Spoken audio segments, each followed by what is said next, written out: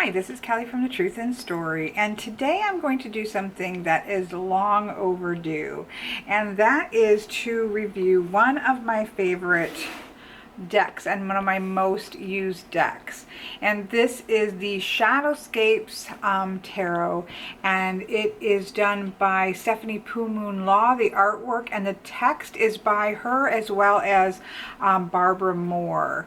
Now this deck is so very special to me because this was the second deck that I ever bought. I used the Llewellyn Tarot for about 9 years, and then I picked this deck. I saw the images online, and I saw the death card image for this, and then I, of course, looked at some other ones, and I was just completely blown away. Bought it literally probably within 5 or 10 minutes of when I first saw the images, and I worked with this exclusively for at least a year, maybe a little bit more than a year. And then I started buying all my my other decks. But this is still one of my top 3 decks that I most often use, especially with clients. I will generally use this one. Tarot of the Hidden Realms and Fountain Tarot are kind of the 3 that I use the most, just in terms of client readings, and then I also do use the Druidcraft quite a bit, especially for practical matters, a lot of work kind of related matters, just kind of, I don't know, it just works for me very well for kind of practical, let's just get in and do the work kind of, but still in tarot. It's almost like when I'm doing a tarot reading but I need a Lenormand bluntness, I use the Druidcraft. But this is definitely one of my top ones. As I've said in other things about the Shadowscapes, a lot of people I've heard call it kind of that it might be a soft deck because it's a beautiful deck. I don't think of it, I know I've read quite a lot with this deck. Like I said, I used it as my only deck for over a year. And I still use it quite often. For me, it does not come across or read as soft. It's neutral. I really do get quite a neutral energy. I do use it if somebody has healing, you know, kind of more of a healing aspect to what their question is. I will pull it out because I do think it can be used in just about anything because of that very neutral quality. But if I'm literally, like, I know somebody's very fragile, that really needs a nurturing, I'll generally pull let's see, like the Chrysalis Tarot. I love that for healing work. I'll even pull the Handle Tarot for healing work. And I can use this, but it's not like the first one I go to for like a really soft, like nurturing kind of deck. It just, for me, it reads quite neutral, as although it is quite stunningly beautiful, and it's soft just in terms of coloration and things, but not in terms of how it reads for me anyway. So I just think this is an amazing deck. There truthfully is probably not a single card in here that I don't love. Yeah, I don't know why I haven't done a review of it up till now. I guess because I was getting newer decks and it's exciting about, you know, getting excited about them, so you want to grab them and do them. But this truthfully it's just an amazing deck. So I'm really excited to share it with you. This is the box, and I will switch over to do a card view. I just kind of like to be able to do these intros and just kind of get things started. But this you can get, I didn't know this when I purchased it because, again, I had really only used one tarot deck. I really hadn't looked at other tarot decks. I think in my head, because I really hadn't done a lot of study on them outside of just using the Llewellyn Tarot. So I really hadn't looked around much. I just found this one. I found the Llewellyn, which I need to do a review of also. It worked for me. It had sort of more of that pagan feel. It didn't have the sort of Judeo-Christian things like the Rider-Waite, which was the other one that I had seen when I bought the Llewellyn. And so I just kind of thought, well, that scared me. Did you see me jump? My phone went off and it scared me. Okay, that's ridiculous. It's been a long day already. It's not that late, but it's been a long day. You know, your birthdays, and I don't know how they do this in other places, and it may not even be all the states of the United States, but on your birthday, which Please, you shouldn't have to pay money on your birthday, but your tags for your car is due on your birthday, which I did late and did it the next day because my birthday was yesterday.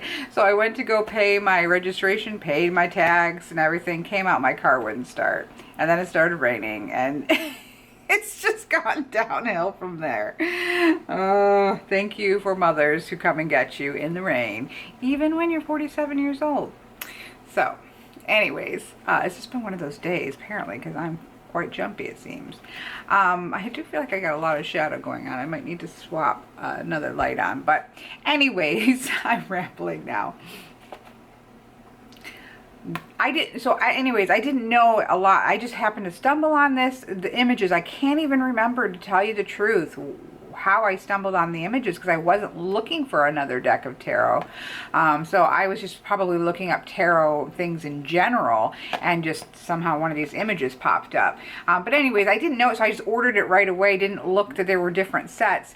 This one just came with this little tuck box, which I do like that it opens this way, but it's, you know, it's just a basic box. I'm quite surprised actually that I still have this, because I don't keep, since I've had this, I've never put it back in here. And then it came with a little white book. See if that will focus in. Came with a little white book. I'll look and show you that. But then you can get a set that actually has the full guidebook. Now, however, my dinging phone should remind me.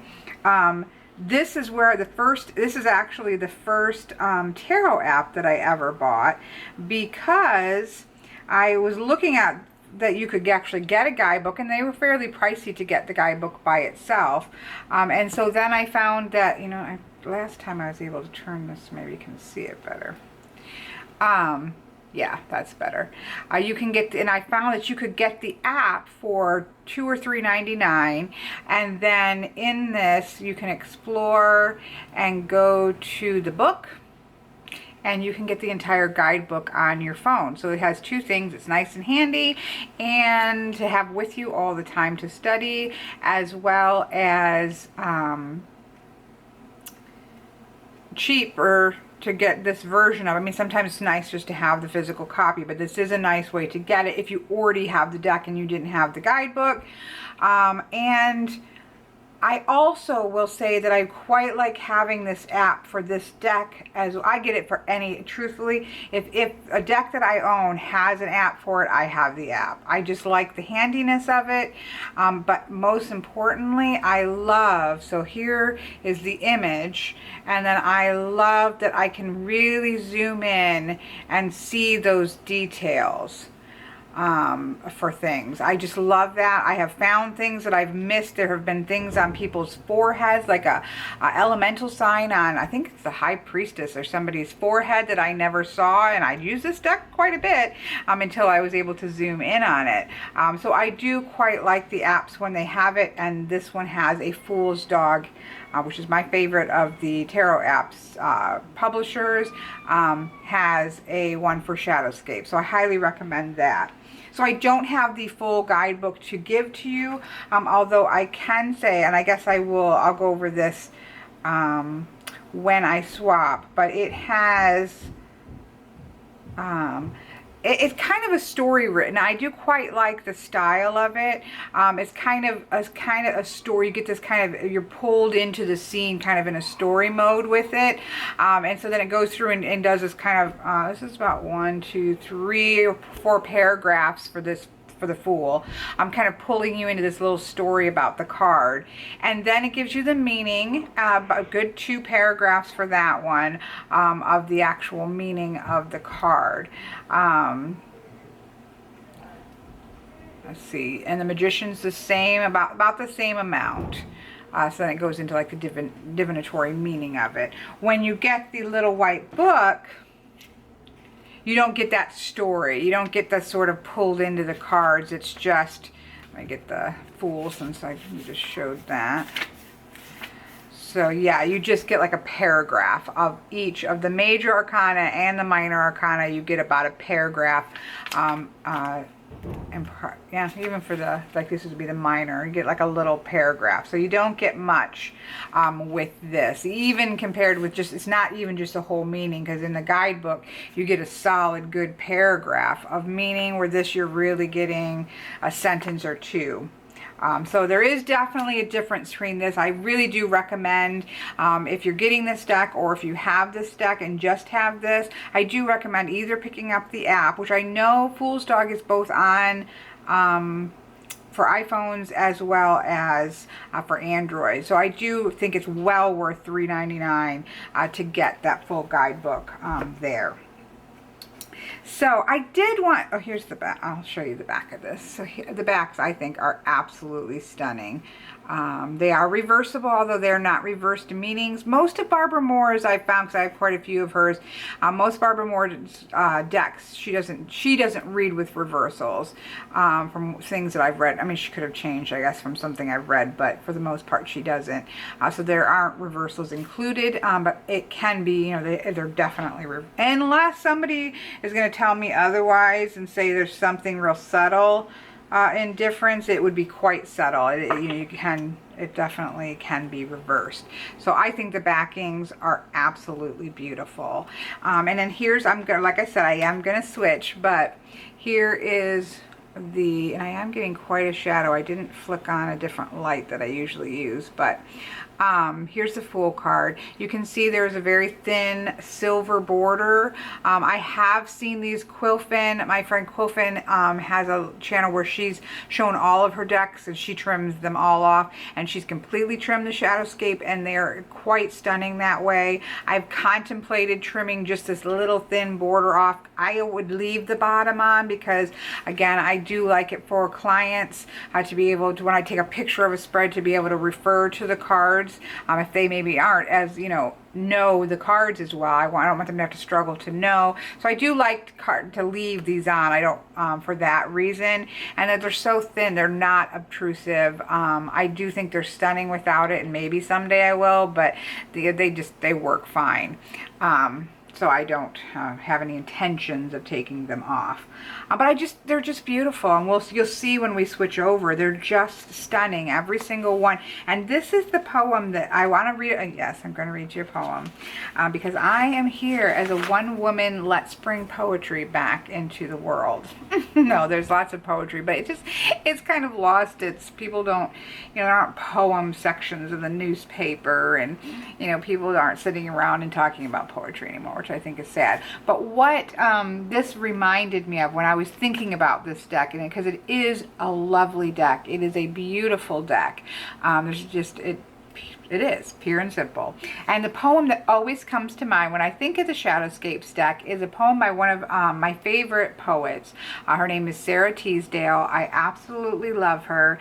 I can't tell you, I didn't print it off. I can't tell you around when she was. Well, I can, because I have the internet right here. I want to guess, but I will tell you something. I am the absolute worst person for guessing dates and remembering dates, because I just don't. I can be so far off. I'm horrible with numbers, and dates are numbers. So she was born in 1884 and she died in 1933. So that gives you an idea. I love her poetry, and this poem by her is called Barter. And I always think of this, the first line of this, or the first couple lines of this, I always think of when I think of the Shadowscapes tarot. So the name of the poem is Barter by Sarah Teasdale. Life has loveliness to sell, all beautiful and splendid things. Blue waves whitened on a cliff, soaring fire that sways and sings, and children's faces looking up, holding wonder like a cup.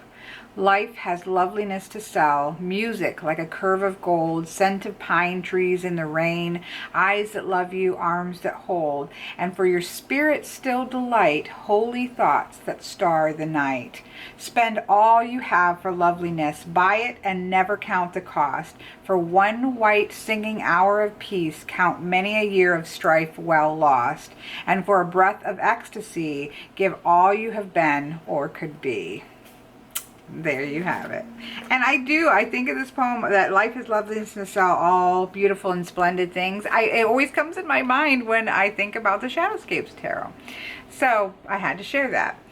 So if you haven't noticed already, or if it hasn't, fully confirmed in your mind, I love this deck. I have nothing. This is not gonna, and I do try to be quite honest with my reviews, and I try to, be very clear about things. I have nothing bad to say about this deck. It's the truth. I have nothing bad to say about it. I am a fangirl for the Shadowscapes Tarot. I'm a fangirl for Stephanie Pumumla's artwork. If you are on Instagram, please, sign up for her Instagram account, because she puts, as she's drawing, she puts, I'm working on this today, like, I'm doing a little sketch of stick figures, but it's like all this beautiful sketching, and then you kind of get to see it finished. And I love her Instagram channel. I don't even know what you call that, her Instagram feed. I love it. And so if you do like this artwork at all, I highly recommend that you subscribe to that, to her Instagram, because it's so wonderful to be able to watch them. So I'm definitely, so this is unbiased. This is a biased review of the Shadowscape because I love it. But that does come from having, like I said, it's probably, other than Llewellyn, it's my only deck that I have put, since, because after this I started to get a few decks in a row and sort of kind of splitting my time with decks. So this is, other than Llewellyn, this is my most, I had a concerted amount of time, and it was pretty intensive. Like, I was kind of, when I bought this, that was when I was really, I've been doing tarot all that time, but this is when I like really concerted, decided, you know what, I'm gonna, polish up all the edges and really get some intense study in before I kind of shift this into gear. And it started to make me think about, just the whole truth and story, and starting to read for clients and all that thing. So there was a lot of intensive work that I did with this deck. And so I don't think it's a biased review, other than the fact that I absolutely love it. But I've done a lot of work with it. So I do have a pretty good sense of, for me. And again, this is what I say all the time. I can fangirl about this all I want and tell you how amazing it reads and everything. That doesn't mean it's going to work for you. Unfortunately, these kind of reviews, they help you, because when I flip over, you'll be able to see all the cards and see whether it resonates with you. But it's still, in the end, whether something's going to work for you or not, it really is such a personal thing, because I've had decks that everybody absolutely loved, and that by all intents and purposes I should absolutely love, and they just didn't work for me. I resold the Wild Unknown. That is a stunning deck, and I will buy that one back again just because I want it for my collection. But in terms of reading with it, it's not that I couldn't read with it, it just didn't zing me. It didn't give me that that zing, even though it should, because I love the artwork of that deck. Love it, hands down. If I get a tattoo, it'll probably be something off of that. That's why I'm going to have to get the deck again, because you can't have a tattoo of something and not have the deck. But it would be a collector's. It would be something I would get it for collectors, because and maybe it's, if you try something different later and it changes. But my rambling point is that I understand that this may not be the deck for you just because it works 100% for me. That's just the nature of the beast. But these kinds of things at least give you a good look at all the cards, so that you can kind of tell how it might work for you or might not. Although sometimes it comes down to just getting it in your hand and really knowing. But I can highly, highly, highly recommend this deck. So I'm going to go ahead and switch so that we can actually take a close look at the cards. Okay, here we are now so that we can take a closer look at this beautiful deck. This is actually the stone that stays with my particular deck. From what I understand, this is an ametrine, which I believe is a combination of, this is hot, of, like, this is raw amethyst and citrine. And so that's the stone that stays, which I quite love, because if you look at this, it's kind of purple with that yellow tones in it, although there's not much yellow tone in I can't see whether or not there's a little bit running through the middle, but not too much. So that's the stone that stays with this deck. As I said, here's the tuck box. Nothing fancy here. I do like that it's side opening, but it's not a particularly sturdy box or anything, but it's nice. I am quite surprised that I still have it, because again, it's never been in here since I had it. And then this is the little white book. If you get, and it really is, you know, a couple sentences, maybe 2 or 3 for the major and 1 or 2 for the minor. And then it does have 1 card, a 4-card message from the universe, a 6-card dream come true, little spreads in the back. And there are images, not for everyone, just kind of scattered randomly through here. There are a couple black and white images, but there's definitely not images for each of the, but it's got very pretty touches. It's a beautiful done little white book, but it still is a little white book. Again, your best bet is to get, let's see, is to get, yes, and yes, I see I have a lot of tarot apps, and these I don't think are all of them. But so here we have the setup for the Magician. So here's the Magician card. You can flip it over, and we have this whole sort of bringing us into the card. Then there's this little butterfly, and then it gives us the meaning here. When we look at the actual book, we can see that we have an introduction by Barbara Moore. We have a note from the artist here about, you know, kind of how this thing came across, and her love of stories and the archetypes that come with myth and legend and fairy tale. And then we have this introduction by Barbara Moore, which, you know, we love. Barbara Moore gets in real, you know, Barbara Moore's guidebooks are fantastic.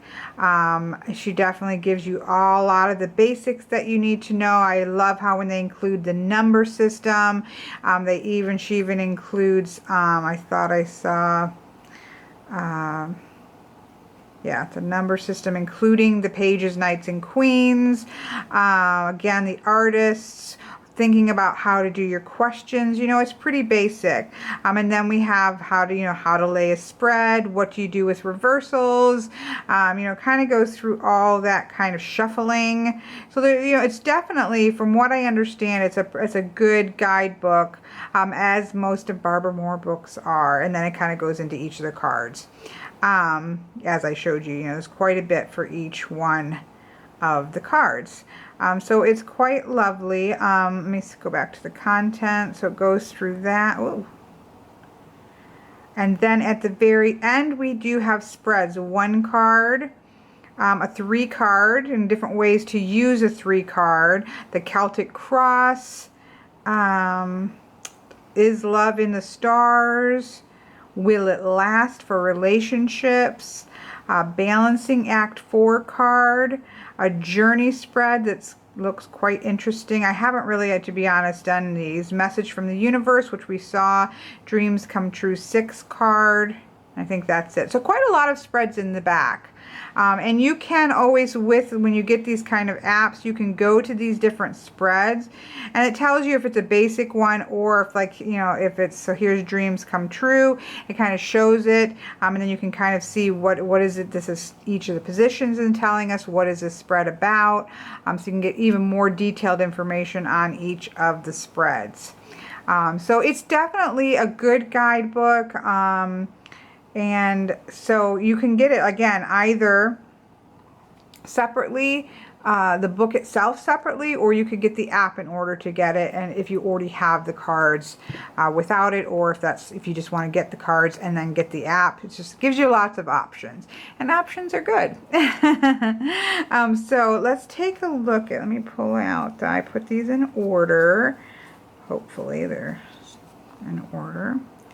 And these have been well used, and I have to say, you know, this isn't super, oops, I'm going into the swords. There we go. This isn't super amazing cardstock. It's typical. Let's see who is the Llewellyn. I say it's typical Llewellyn cardstock. And I have had some of my, like even my Tarot of the Hidden Realms, which I haven't had a lot, has a lot of chipping on it already. Where I don't really. Maybe it's because the silver, you know, doesn't show up as much. But these have seen some pretty heavy use, and I rifle shuffle, and I feel like these are still in pretty good condition. Even like the sides of the deck, you know, doesn't look all, you know, worn down or anything. So I actually think this has held up pretty decently for the kind of thinner cardstock that you get. I do, we'll talk about that in a minute, but I do really like the colorations you can see here. This is the Pentacles, and you definitely get the green tones. The swords, you get a purple tone. The cups, blues and purples.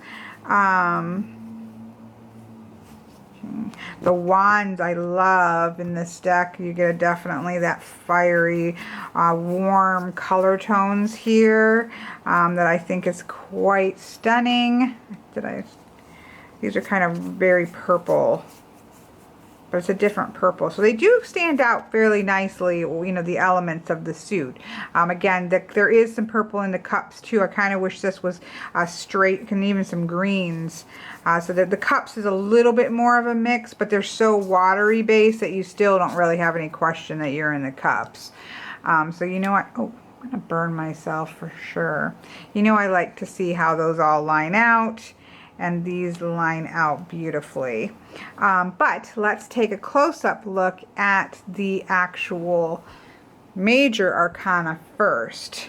And this is going to be a hard one. I'm going to try really hard not to repeat myself over and over. Look at this absolutely stunning card, because they are stunning cards. So it's very difficult not to say that. I love the use of a fox here in the Fool instead of the normal dog. I love her arms being spread open and just being kind of held up by the birds. I just love that. There are lots of detail, and I have done a card comparison. I'm kind of got stopped with camera issues, and I got to restart that up, but we're through to only about 3 or 4 more cards left. So I looked at these all in detail. So you can go over to the playlist and just look at the Shadowscapes one, but there are actual holding a butterfly, holding a rose, holding a little heart here with this flying monkey in the statue. There is a lot of detail too, and some people say there's too much detail for the size of the cards. I get that, because you do miss things if you don't have the app to really zoom in, but it's not like the Paulina, where the Paulina is busy. I don't think of the Shadowscape as busy. There's just some beautiful detail there. But it's just a stunning card.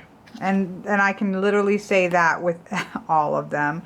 Here we have the Magician. I just love the he's literally manifesting something between his hands. I love these hanging from his wings. We have the 4 elements, some insignia of the 4 elements. We still have the tradition with the infinity sign over his head, and you know, we still have the 4 elements, but it's a vine and a feather and a seashell and a little lamp with a candle in it for the fire. I love that. I think this, and he's balanced but very steady here. I think it's it's one of my favorite magician cards. I'm not overly fond of magician cards as general, and I love this one. Here we have the High Priestess, and yes, she's the one that you can't really see, but she actually has an element sign on her forehead. She still has the pomegranate. We still have the kind of idea of being between 2 pillars. It's just different. It's in the natural world. I love. There's just so many parts about, I just love this. We do still have the moon. It's just in this sheer cloth that's twisted around her. The feathers. We have the leaves at the waist. So we still do have a sense of water down here, even though it's not. traditional. So, and I love the owl in the High Priestess card. To me, that's amazing. I just love this card, but I'm going to say that over and over and over again. I love, look at the Empress. So beautiful. The color tones, the transfer, you know, this sense of mediation between, these are like souls. These little butterflies here are supposed to be like wandering souls, and she's like the conductor between sort of the divine energy and things. It talks about the gifts in her basket are the ones, you know, there's just, it's just beautiful. You see these little hearts. I love this because I don't know if it's every single card. I've never sat down to really look, but these little tiny hearts show up all the time. And I just love that. But this is beautiful. Oh, here we have the Emperor. Again, not a big Emperor fan. A lot of times I don't particularly like Emperor cards. I love how he's literally rooted into the ground. He's so structured and so firmly rooted. But we still have those nods, like here's the little Ankh here, or the cross of life, that we still have that. And we almost see the magician who started to manifest this little ball of green here. We have this large ball of energy that's right here, although this is also a connection to a dragon. If you read the story lore, it's a connection, sort of that idea of handing down power and knowledge for the Emperor. That's quite beautiful as well. But we also get that connection of fully manifested power. And you definitely want to watch the walls in it because there's beautiful etchings.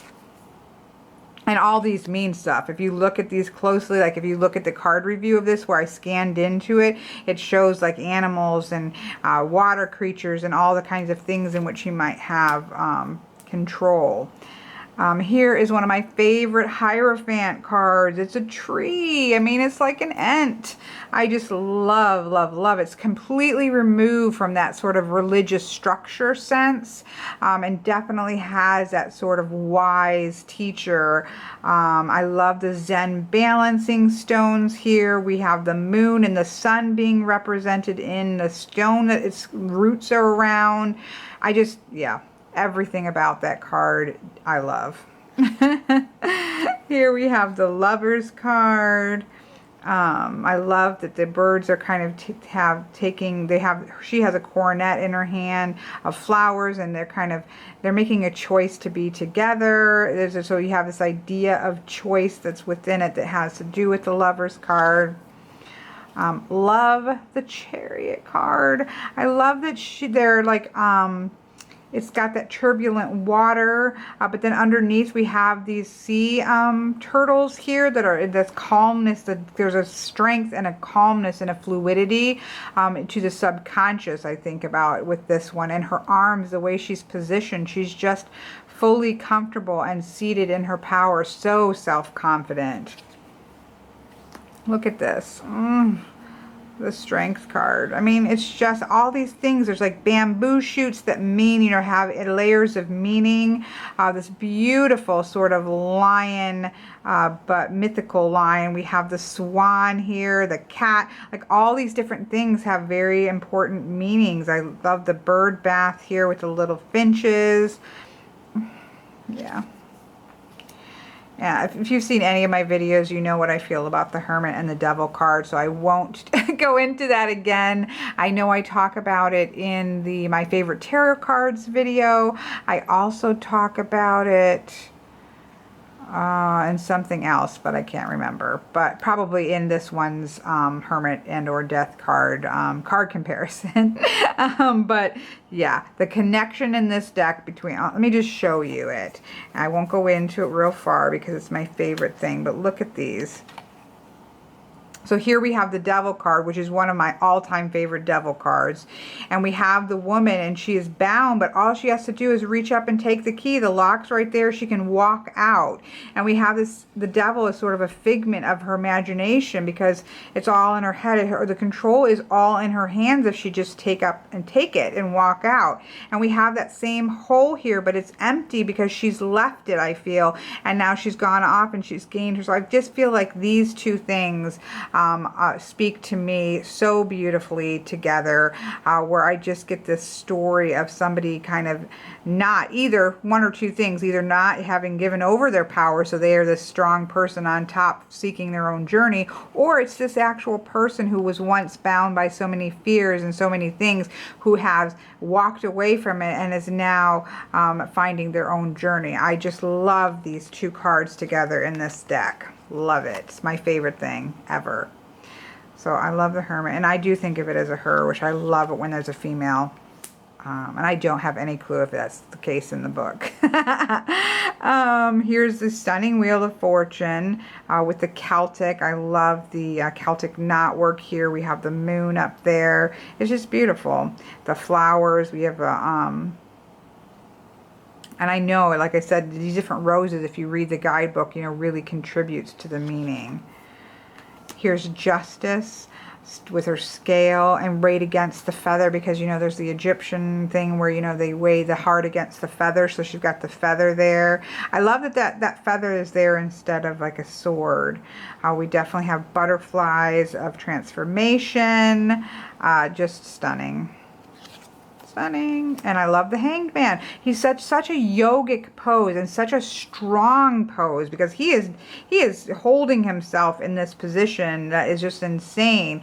And these tattoos all mean something about him being prepared, his kind of a ritualized preparing for this. So this is a very purposefully putting himself in this position in order to gain insight. It's a strong Hanged Man card, I think.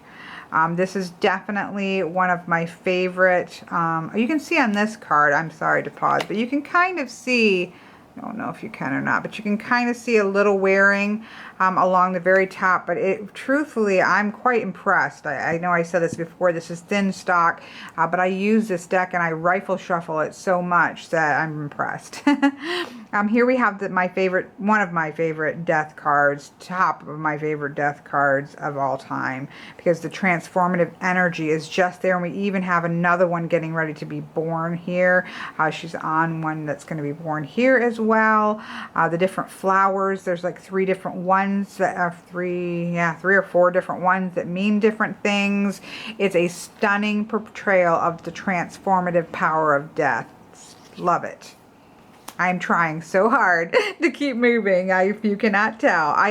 This is also one of my favorite temperance cards, because you really get those two energies, the fire and water energy, the yin and the yang idea here, the way that she is holding it and keeping control over them and keeping them blended and meshed together. I think it's stunning. I already talked about the Devil card. It's a wonderful, again, one of my favorite Devil cards. I love this Tower card also. We definitely have the lightning strike. We definitely have the destruction here. We even have some fire going on over here. But everything is peaceful and serene down here. I do get the sense that the foundation is still strong, that things happen, but there is a way to move on and to rebuild. I love the Star card because she seems like she's underwater, but she's not. A lot of the images are reversed. We have, you know, fishes swimming in the air in a beautiful sense with that, but then we have the star. It's just beautiful. It's a beautiful card. It's a beautiful card. I don't know how else to say how beautiful these cards are. This is the Moon card. I do really like this. It's not my favorite ever Moon card, but I do really love it. We obviously have the Moon. I love that she's holding a mask in one hand, that idea of illusions and seeing through illusions. I love that. She also has a... her hand has been wounded, but it's wrapped, and we have her heart in her hand. I think that is stunning. She's kind of in a fairy ring of mushrooms, showing that liminal space. So there's quite a lot that's going on with this card. If you've watched many of my videos, you'll know that I don't like very many sun cards. This sun card I love because it's sun, you know, the yellow, it says sun, but we don't have the strange little child, which I understand has great meaning, and I don't mean to put the children down, but I just don't usually like them. Here we have him on the back of this amazing bird, and there's just all this bird energy and flight and feathers, and oh, I love it. Here's Judgment. We do have a traditional nod. You know, we have an angel with a trumpet, but then we have all these souls that are metamorphosing up into butterflies. And we also have this poppy field here that's beautiful. This is one I'm also, there's some cards that it's not that I don't love the cards. I generally don't always like the depiction on decks of the world card either. And I think this is beautiful. The lushness, but then still seeing the universe and the moon and the stars through this circle in the lush greenness, I think is beautiful. Beautiful. Yeah. So there is our major arcana. Absolutely stunning. And I told you before, you know, this is not going to be well, it is unbiased in that I really worked a lot with this deck. So it's not coming just from fangirling over the images. Okay, let's switch over to the suits. And I'm going to start with the swords because swords are always my favorite suits. But look at these. I do love, we have swans and butterflies for the sword suit, and that kind of carries across. We do have lizards and dragons on the pentacles. We have fish and mermaids, kind of lots of mermaids in the cups, and we have beautiful, wonderful foxes in the wands. So here we have the Ace of Swords. I love this Two of Swords. Look at her. Oh, yeah. Love it. Look at the moon. Interesting. And there's your little heart. I should have been watching to see if there's a heart in every single card. Here we have the Three of Swords.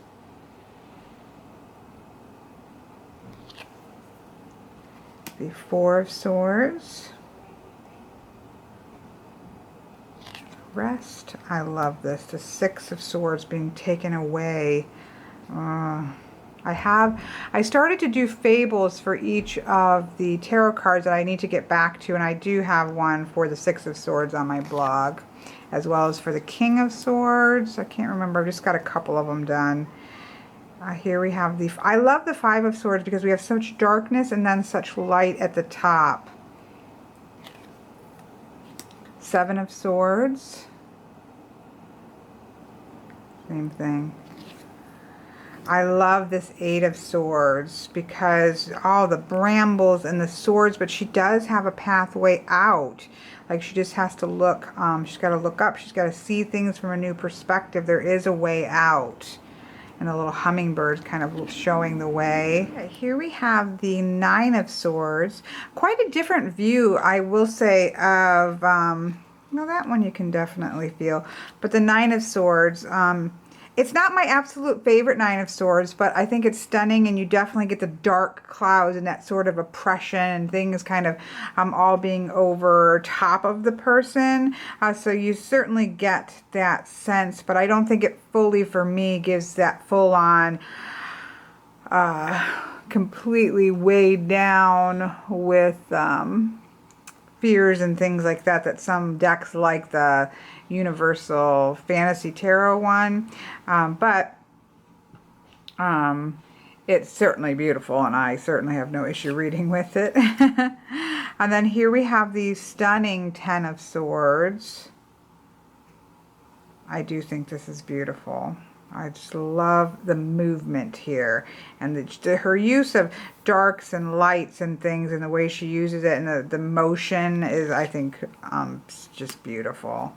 Here we have the Page of Swords, and you know, it's all about swans, and then she's kind of holding the little not duckling but swanling. I don't know. I'm sure there's a name for a baby swan, but so it's that beginning energy. I think that's so sweet. Here we have the Knight of Swords.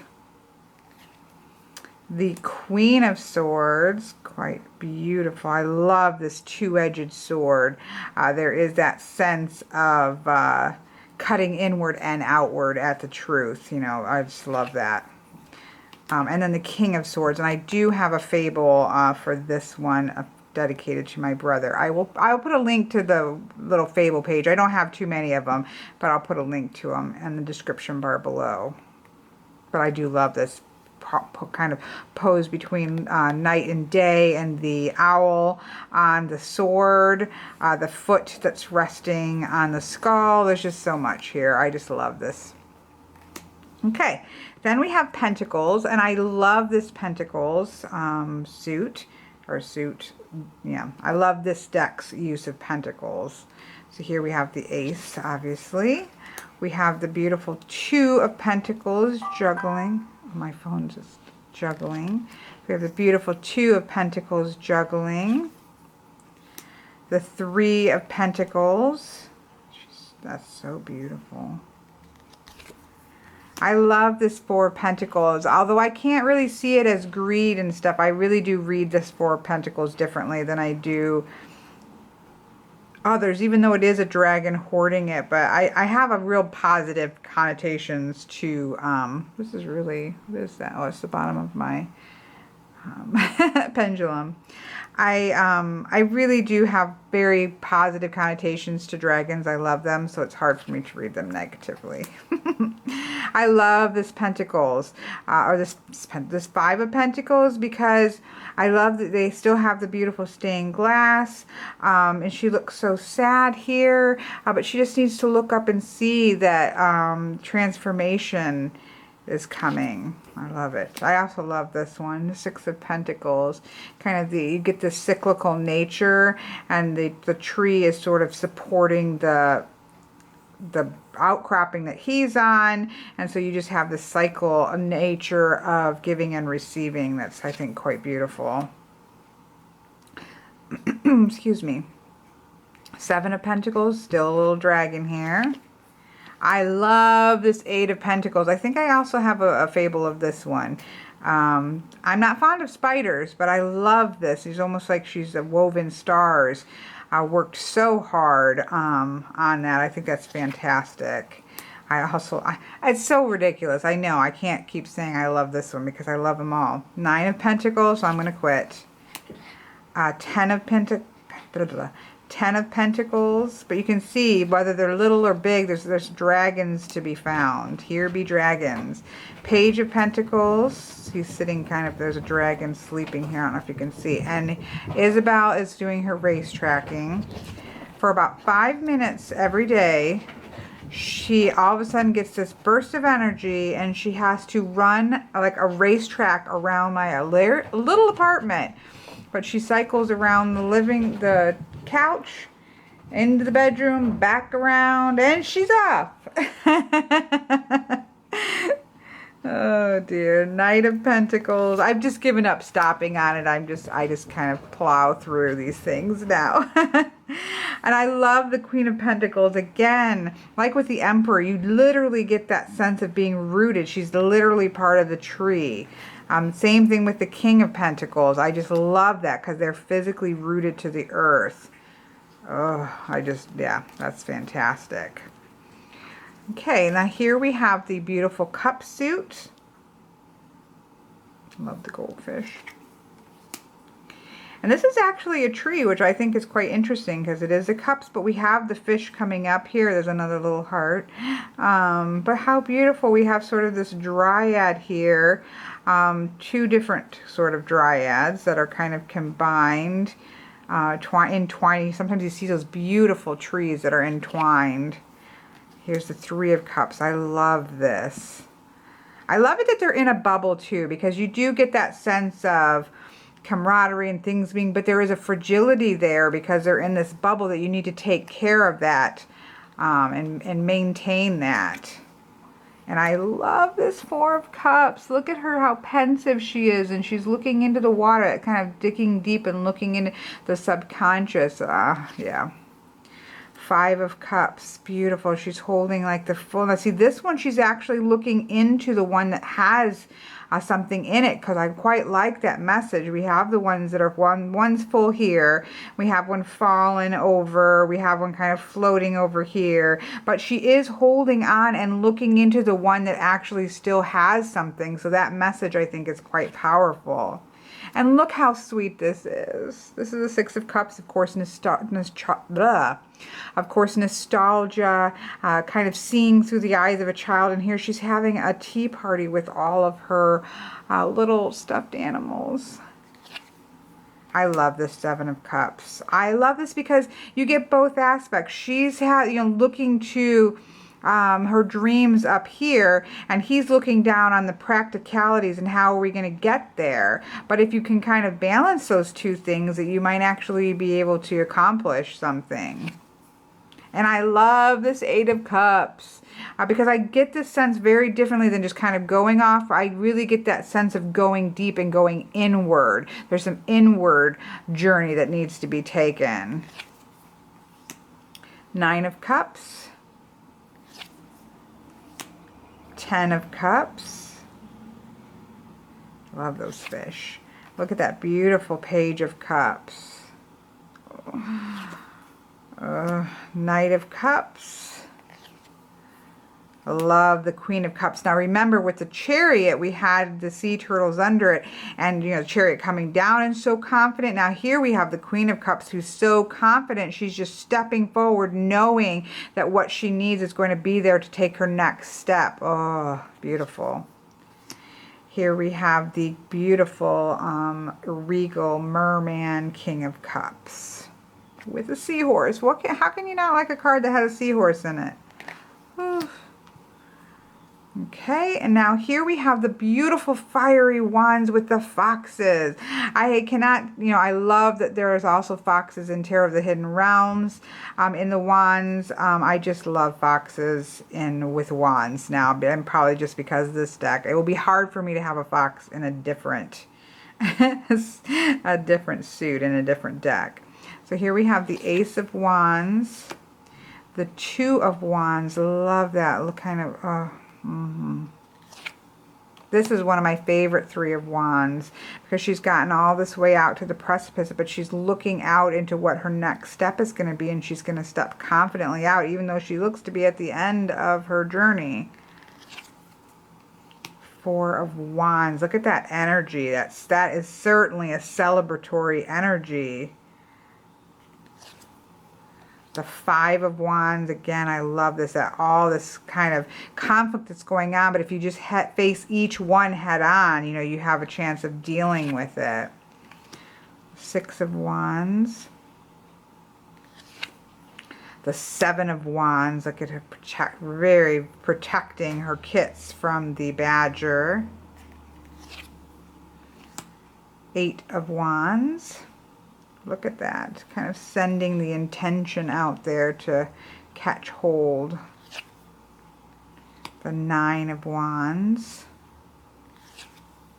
I love this Ten of Wands. Look at her. She is bent over, but she's strong. And her hands are back, and she has this whole weight of this on her, but her head is up. It's just is not somebody who's been bent over, but is not broken, who is just holding firm and holding strongly. Like I said, I just posture with her chin up. It's just, to me, is beautiful. The Page of Wands, the Knight of Wands, the Queen of Wands, and the King of Wands. I just feel like the wands just really embody that fire energy beautifully. So there we have it. A look at all of the cards. Let's do a quick shuffle. I can already tell you these shuffle beautifully because I've shuffled them many, many times. I am quite a fan of Llewellyn cards, not in terms of like longevity, that they're going to last or anything like that, but certainly in terms of just they just shuffle beautifully. I like the thinner cardstock for that. That's all right. I just want to lay some out so that you can, oops. And obviously, I do this every time. I never do this when I'm actually doing readings, but somehow stick a tripod in front of me and I mix up the shuffling so that they come up reversed, even though I don't do reversals. So here we have sort of a range of cards so that you can just see them. And they're just beautiful. It's a beautiful deck. I love it. I use it for, like I said, all different kinds of readings. I love doing, and again, I'm not, obviously, this is the same cards, but I love doing elemental reading now with, that's why I have my pendulum out. So I do a card for spirit, air, fire, earth, and water. And so then I do, because I love to do elemental readings, so I'll do that, and then I can use my pendulum just in terms of seeing what is the focus of this particular, what is the important energy, or like what is the energy that's lacking. You know, I can kind of add that sense of use with the pendulum.